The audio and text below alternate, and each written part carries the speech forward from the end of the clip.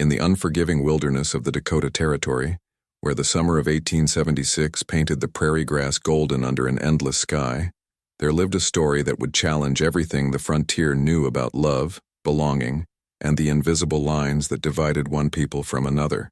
It was a time when the great Lakota nation still roamed free across their ancestral lands, when wagon trains carved deep ruts through sacred hunting grounds, and when two worlds collided with the force of thunder and the inevitability of destiny. Margaret O'Sullivan had arrived in the territory 3 months earlier, packed into a cramped wagon alongside her meager possessions and the desperate hopes of her impoverished Irish immigrant parents. At 19, she possessed the kind of pale beauty that frontier men claimed to desire: auburn hair that caught fire in sunlight, green eyes that held depths of unspoken dreams, and hands that, despite their calluses from endless labor, still moved with an unconscious grace that spoke of gentler times. But beauty, as Margaret had learned with crushing certainty, meant nothing when it came wrapped in poverty and desperation. Her father, Seamus O'Sullivan, had borrowed heavily to bring his family west, convinced that the promises of land and opportunity would finally lift them from the grinding poverty that had followed them from the old country. Instead, he found himself deeper in debt, working another man's claim for wages that barely kept them fed, watching his daughter grow older each day without the prospect of marriage that might save them all. The rejection had come publicly, brutally, and with a finality that still echoed through the small settlement of Deadwood Creek like the crack of a whip. Standing before the entire community in the only decent dress she owned, a faded blue cotton that her mother had painstakingly mended and remended, Margaret had waited as Thomas Brennan, the blacksmith's son who had been courting her for 2 months, announced his decision to marry the banker's daughter instead. But before I continue this tale of unexpected redemption and forbidden love, I want to invite you to join our community of storytellers. Please subscribe to our channel and let us know in the comments which city you're watching from. Your support means the world to us, and knowing where our stories travel makes each tale even more special. The humiliation had been complete and devastating. Thomas had stood there, his face red with embarrassment but his voice steady with conviction, explaining to the gathered crowd that while Margaret was a fine girl, he needed a wife who could bring something more substantial to their union than just her willingness to work. The banker's daughter came with a dowry, with connections, with a future that promised prosperity rather than the endless struggle that seemed to follow the O'Sullivan name like a curse. Margaret had stood frozen in that moment, feeling the weight of every eye upon her, hearing the whispered conversations that rippled through the crowd like water through a broken dam. The women clucked their tongues in sympathy while secretly thanking God it wasn't their daughter being so publicly dismissed. The men shifted uncomfortably, some feeling genuine pity for the girl, others calculating whether her desperation might make her available for less honorable arrangements. Her father's face had turned the color of ash, his hands clenching and unclenching at his sides as he struggled with the urge to defend his daughter's honor and the crushing knowledge that he had nothing to offer in her defense.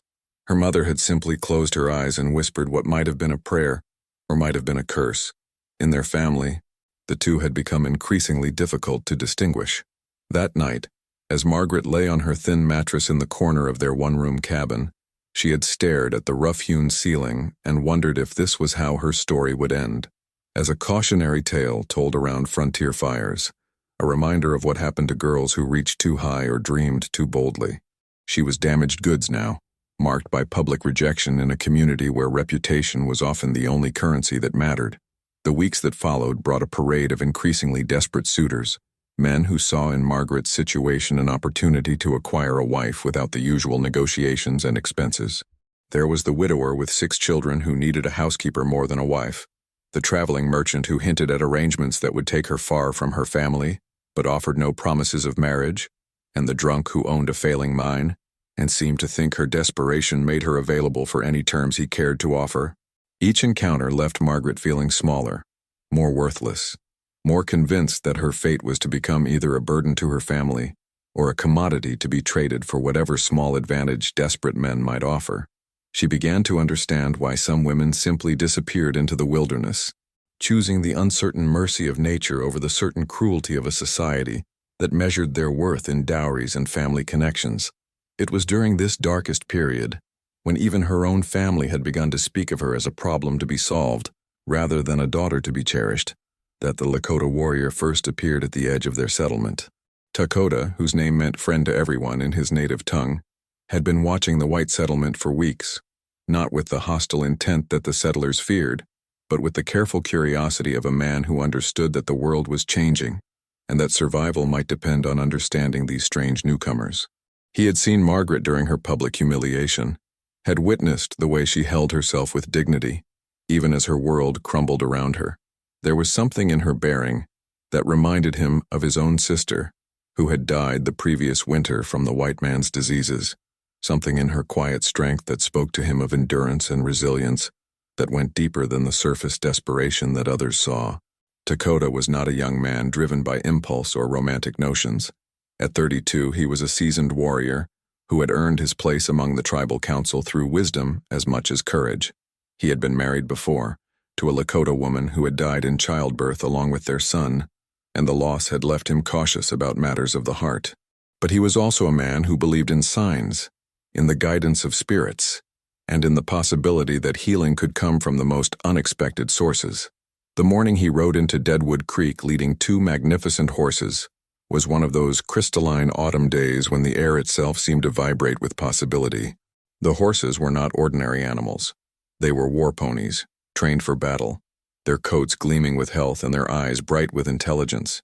The black stallion bore the scars of combat, but moved with the fluid grace of a dancer, while the paint mare beside him seemed to float across the ground like a spirit made flesh.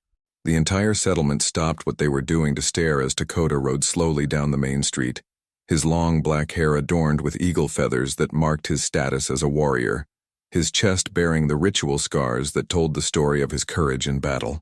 He wore traditional Lakota clothing, buckskin leggings decorated with intricate beadwork, a shirt that bore the symbols of his clan, and moccasins that had carried him across thousands of miles of prairie. But it was not his appearance that silenced the settlement. It was his destination. Without hesitation or ceremony, he rode directly to the O'Sullivan cabin, dismounted with fluid grace, and stood waiting in the dusty yard as if he had been expected. The 2 horses stood behind him like living statues, their presence somehow transforming the shabby surroundings into something that felt almost sacred. Seamus O'Sullivan emerged from the cabin with the cautious movements of a man who had learned that unexpected visitors rarely brought good news. His hand rested on the handle of the axe he used for splitting wood, not in threat but in the unconscious gesture of a man who had learned to be ready for anything. Behind him, Margaret appeared in the doorway, her green eyes wide with curiosity, and something that might have been hope. Lakota studied the family for a long moment, his dark eyes taking in details that the white settlers would have missed, the way Margaret's mother positioned herself protectively near her daughter, the pride that kept Seamus's shoulders straight despite his obvious poverty, the quiet dignity that Margaret maintained even in her faded dress and worn shoes. These were people who had known hardship but had not been broken by it, and that recognition stirred something in the warrior's heart. When Lakota finally spoke, his English was careful but clear, learned through years of trading and negotiation with white settlers and soldiers. His voice carried the authority of a man accustomed to being heard, but also a gentleness that surprised everyone present. "I have come to speak for your daughter," he said, his words falling into the silence like stones into still water. The statement was so unexpected, so far outside the realm of possibility that anyone in the settlement had considered, that for a moment no one responded. Seamus looked from the warrior to his daughter to the magnificent horses, his mind struggling to process what was happening. Margaret felt her heart begin to race, not with fear, but with a strange excitement that she couldn't name. "I offer these horses for Margaret O'Sullivan," Lakota continued, gesturing to the animals behind him. "She will be my wife, honored in my lodge, protected by my strength, and welcomed into my people as if she had been born among us. This I promise before the spirits of my ancestors and the God of her people." The silence that followed was different from the one that had accompanied Margaret's rejection. This was the silence of a world suddenly turned upside down, of assumptions challenged and possibilities that no one had dared to imagine. The horses alone were worth more than most families in the settlement possessed. Yet here was this Lakota warrior offering them for a woman that their own people had deemed unmarriageable. Margaret herself stood frozen in the doorway, her mind reeling with the implications of what she was hearing. She had prepared herself for a life of diminishing options, for the slow death of dreams deferred and hopes abandoned. Now, this man, this warrior from a world she barely understood, was offering her not just marriage, but dignity, respect, and a place where she might finally belong. The crowd that had gathered to witness this unprecedented event whispered among themselves, some calling Lakota mad, others recognizing the wisdom in his choice. They knew him by reputation, if not by personal acquaintance. He was known as a man of honor, a warrior who kept his word, and a leader whose judgment was respected even by his enemies. If Lakota saw value in Margaret O'Sullivan, perhaps there was something they had all missed. Seamus looked at his daughter, seeing in her eyes a spark that had been absent since her public rejection. He was a practical man who understood that his family's survival might depend on this moment, but he was also a father who wanted his daughter to have a chance at happiness. The warrior's offer was generous beyond anything they could have hoped for, and his reputation suggested that Margaret would be treated with honor and respect. "What say you, daughter?" Seamus asked, his voice rough with emotion. "The choice is yours to make." Margaret stepped forward, her heart pounding with a mixture of fear and excitement that threatened to overwhelm her. She looked at Lakota, really looked at him, and saw not the savage that frontier stories had taught her to fear, but a man whose eyes held depths of wisdom and kindness that she had never encountered among her own people. There was strength in his bearing, but also gentleness, and something in his expression that spoke of a man who understood what it meant to be alone in the world. "I accept," she said, her voice barely above a whisper but carrying clearly in the still air. "I will be your wife." The words seemed to release something in the gathered crowd, a collective breath that had been held too long. Some of the women began to cry, whether from joy or sorrow it was impossible to tell.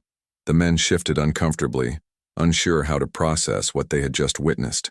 Children stared with wide eyes at the horses and the warrior, sensing that they were witnessing something that would be talked about for years to come. Lakota nodded solemnly, then approached Margaret with movements that were both confident and respectful. He stopped just close enough to speak to her privately, his voice low and gentle. "You will not regret this choice," he said. "In my lodge, you will be valued for who you are, not for what you bring. But my people will learn to love you as I already do." The admission of love, spoken so simply and directly, brought tears to Margaret's eyes. No man had ever spoken to her of love, only of practical arrangements and mutual benefit. That this warrior, this man from a world so different from her own, could see something in her worth loving, was a revelation that shook her to her core. The ceremony that followed was unlike anything the settlement had ever witnessed. Lakota had brought with him a Lakota holy man, an elderly warrior whose presence commanded respect even from those who didn't understand his words. The marriage was conducted according to both Lakota tradition and Christian custom, with the settlement's preacher nervously officiating alongside the native shaman. Margaret wore her mother's wedding dress, hastily altered to fit her slender frame, while Lakota appeared in ceremonial regalia that transformed him from a simple warrior into something that seemed almost mythical. The horses stood nearby like silent witnesses, their presence lending gravity to the proceedings. As the sun began to set over the Dakota plains, painting the sky in shades of gold and crimson that seemed to bless their union, Margaret found herself mounted on the paint mare, riding beside her new husband toward a future she could never have imagined. Behind them, the settlement of Deadwood Creek grew smaller and smaller until it disappeared entirely, taking with it the life that had offered her nothing but disappointment and shame. The journey to Dakota's village took 3 days, during which Margaret experienced a transformation that went far beyond simply changing locations. Away from the judgment and expectations of white society, she began to discover parts of herself that had been buried under years of rejection and self-doubt. Lakota proved to be a patient teacher, showing her how to read the signs of weather and cloud formations, how to find water by watching the flight patterns of birds, and how to move through the landscape as if she belonged to it rather than simply passing through. On the second night, as they sat by their campfire under a canopy of stars that seemed close enough to touch, Lakota told her about his vision. He spoke of dreams that had shown him a woman with hair like fire and eyes like spring grass. A woman who would bring new life to his lodge and help bridge the gap between two worlds that seemed destined for conflict.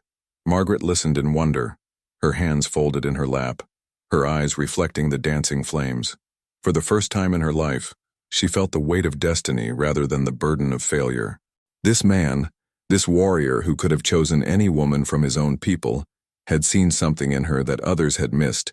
He had paid a bride price that spoke not of charity, but of genuine value, of a future he believed they could build together. When they finally reached the Lakota village, Margaret's arrival created a sensation that rippled through the community, like wind through tall grass. Some of the people welcomed her with curiosity and cautious acceptance, recognizing Dakota's wisdom and trusting his judgment. Others viewed her with suspicion and hostility, seeing in her presence a symbol of the white encroachment that threatened their way of life.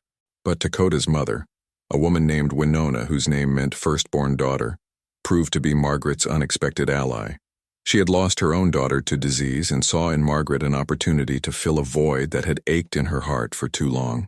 Under Winona's patient guidance, Margaret began to learn the ways of the Lakota people, how to prepare traditional foods, how to work with buffalo hide and porcupine quills, how to understand the complex social relationships that governed tribal life. The lodge that became Margaret's new home was larger and more comfortable than anything she had known in her previous life. Buffalo hides covered the floor and the walls were decorated with weapons, ceremonial items, and beautiful beadwork that told the story of Dakota's family and achievements. But what struck Margaret most was the sense of peace that permeated the space, the feeling that here, finally, she could breathe freely. As autumn deepened into winter, Margaret's integration into Lakota society progressed with surprising speed.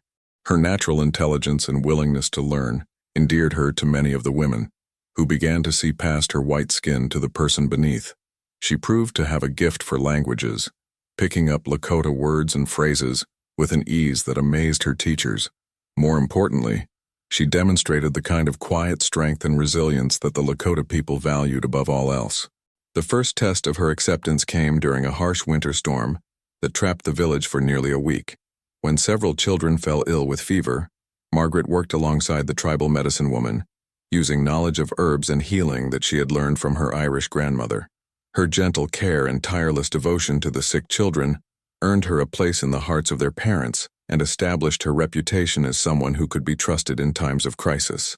By the time spring arrived, painting the prairie in shades of green that seemed to celebrate new beginnings, Margaret had become not just Dakota's wife, but a valued member of the community.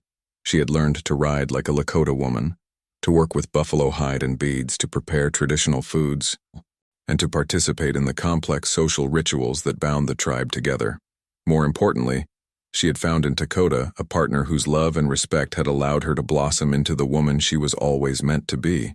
Their love had deepened through the long winter months, growing from the initial attraction and spiritual connection that had brought them together into something that transcended cultural boundaries and social expectations. They had become true partners, each strengthening the other, each contributing to a whole that was greater than the sum of its parts. It was during the spring buffalo hunt, as Margaret watched her husband demonstrate the courage and skill that had made him a respected warrior, that she realized she was carrying their first child. The knowledge filled her with a joy that went beyond words, a sense of completion that she had never experienced before. After years of being told she was worthless, she was now carrying new life, contributing to the future of her adopted people in the most fundamental way possible. When she shared the news with Dakota that evening, his reaction was everything she could have hoped for and more. The warrior who had faced enemy bullets without flinching wept openly at the prospect of becoming a father, his tears falling like rain on the sacred ground of their love. He held her with a tenderness that spoke of reverence for the miracle growing within her, and in that moment, Margaret understood that she had found not just a husband but a true partner in every sense of the word. The pregnancy progressed smoothly, with Margaret glowing with health and happiness under the care of the tribal medicine women. Her condition was seen as a blessing not just for her and Dakota, but for the entire tribe, a sign that the spirits approved of their union and that good things would come from the joining of two worlds. As summer reached its peak, with the prairie grass waving like an ocean under the endless sky, Margaret gave birth to their first son during a thunderstorm that seemed to shake the very foundations of the earth. The boy emerged into the world with a cry that rivaled the thunder overhead, his tiny fists already clenched as if ready to fight for his place in the world. Dakota held his son with hands that had known only war and hunting, marveling at the tiny fingers that grasped his own with surprising strength. They named him Chaitin, meaning falcon, for the fierce cry he made upon entering the world and the keen intelligence already visible in his dark eyes that seemed to hold depths of both his parents' heritage. The birth of Chaitin was celebrated throughout the village with drums, singing, and feasting that lasted for 3 days. The child was seen as a bridge between worlds, carrying in his blood the strength of the Lakota and the resilience of the Irish, representing hope for a future where two peoples might find common ground. But the spirits were not finished with their blessings. Before Chaitin had even learned to walk steadily, Margaret discovered she was pregnant again. This time she carried twins, a blessing so rare among the Lakota that the tribal elders declared it a sign of great favor from the ancestors. The pregnancy was more difficult than the first, but Margaret faced each challenge with the strength of a woman who had already overcome the greatest trial of all, the belief that she was unwanted. The twins were born during the spring thaw, when the earth was awakening from its winter sleep and the air was filled with the promise of new beginnings. They emerged into the world as different as night and day, their contrasting temperaments evident from their first breaths. Lakota named them Akacheta, meaning warrior, and Ahanu, meaning he laughs, for the serious alertness of the first and the seemingly joyful expression of the second. 3 sons in less than 18 months. The tribe spoke of it as a miracle, a vindication of Lakota's wisdom in choosing Margaret as his wife. The white woman who had been rejected by her own people had become the mother of future warriors, the foundation upon which a new generation would be built. But even as they celebrated the births and marveled at the rapid growth of Lakota's family, none could have predicted what would come next.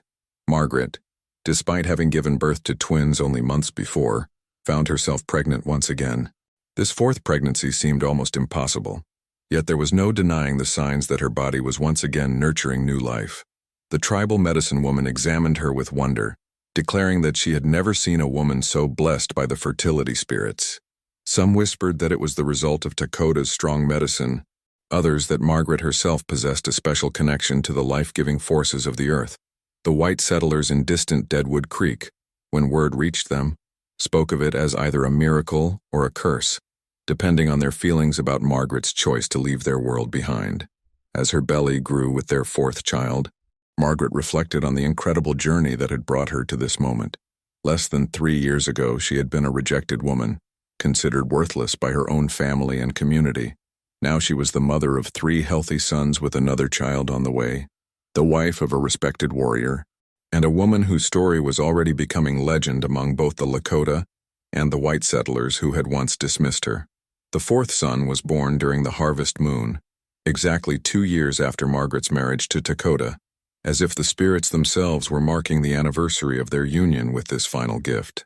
The boy entered the world with his eyes wide open, as if eager to see everything life had to offer, and Lakota named him Enapai, meaning brave appearance, for his alert and fearless demeanor. 4 sons in 2 years. The achievement was unprecedented in tribal memory, a testament to the power of love to overcome all obstacles and the wisdom of looking beyond surface appearances to see the true worth of a person. Margaret, holding Enapai in her arms while surrounded by her other 3 sons and watched over by her devoted husband, understood finally that her earlier rejection had not been a failure, but a preparation. The spirits had been waiting for the right moment, the right man, the right circumstances to reveal her true purpose. She had not been rejected because she was worthless. She had been saved for something greater, something that could only have happened through the joining of 2 worlds that rarely met without bloodshed. The lodge that had once seemed too large for just 2 people now rang with the laughter and cries of 4 young boys, each one a unique blend of his parents' heritage. Chaitin showed signs of his father's warrior spirit, already demonstrating an uncanny ability to track animals and read the signs of nature. The twins, Akacheta and Ahanu, complemented each other perfectly, one serious and thoughtful, the other joyful and outgoing. And little Enapai, the youngest, seemed to possess an old soul that suggested wisdom beyond his months. Lakota, watching his wife nurse their youngest son while their other children played at her feet, knew that his 2 horses had purchased not just a bride, but a dynasty. These 4 sons would grow to become leaders, warriors, and fathers themselves, carrying forward a bloodline that represented the best of both worlds. The tribal elders, who had initially questioned the wisdom of bringing a white woman into their community, now spoke of Margaret with respect and admiration. They pointed to her thriving family as proof that the spirit sometimes worked in mysterious ways, that healing and growth could come from the most unexpected sources. Young warriors began to seek Dakota's advice not just on matters of war and hunting, but on choosing wives and building families. His story became a teaching tale, a reminder that true worth was not always visible on the surface and that love could bridge even the widest cultural divides. But perhaps the most remarkable transformation was in Margaret herself. The shy, rejected woman had blossomed into a confident mother and tribal leader. Other women sought her counsel on matters of child rearing and family harmony. Her lodge became a gathering place for the women of the tribe, where they shared stories, worked on crafts, and learned from her example of resilience and grace. She had also become a bridge between the Lakota and the white settlers, using her unique position to facilitate trade and communication that benefited both communities. Her ability to speak both languages and understand both cultures made her invaluable as a mediator, helping to prevent conflicts that might otherwise have led to bloodshed. As the seasons turned and their sons grew from infants to toddlers, Margaret and Dakota's love deepened into something that transcended the physical attraction and spiritual connection that had brought them together. They had become true partners in every sense, each strengthening the other, each contributing to a legacy that would endure for generations. The story of their courtship and marriage became a favorite tale around tribal fires, told and retold with growing embellishment. But at its heart remained the simple truth that had started it all. Sometimes the greatest treasures are found in the most unexpected places, and sometimes what others see as worthless is actually priceless beyond measure. Their 4 sons, growing strong and healthy under the loving care of both parents, represented more than just the continuation of a bloodline. They were living proof that rejection and failure are not permanent conditions, that with the right circumstances and the right person believing in you, anyone can rise above their past and create a future beyond their wildest dreams. As Dakota watched his sons play in the dust outside their lodge, their laughter mixing with their mother's gentle singing from within, he reflected on the wisdom of his decision. 2 horses had seemed like a small price to pay for a woman others had rejected, but now he understood that he had made the bargain of a lifetime. In Margaret he had found not just a wife and the mother of his children, but a partner whose strength and wisdom would guide their family through whatever challenges the changing world might bring. The sun set over the Dakota plains, painting the sky in shades of gold and crimson that seemed to celebrate the love story that had unfolded beneath its watchful gaze. In their lodge, Margaret sang her sons to sleep with lullabies that blended Irish melodies with Lakota rhythms, creating something entirely new, yet deeply rooted in both traditions. And in the growing darkness, as the stars emerged one by one like the dreams of children yet to be born, the story of the Lakota warrior who paid 2 horses for a rejected bride continued to unfold, a testament to the power of seeing worth where others see only failure, and of believing in love even when the whole world says it's impossible. The white woman who had been deemed unmarriageable by her own people had become the foundation of a new kind of family, one that honored both heritage and hope, tradition and transformation. In the heart of the American frontier, where cultures clashed and dreams were born, Margaret O'Sullivan had found her true home and her true purpose, proving that sometimes the greatest journeys begin with the courage to accept an unexpected invitation to a completely different life.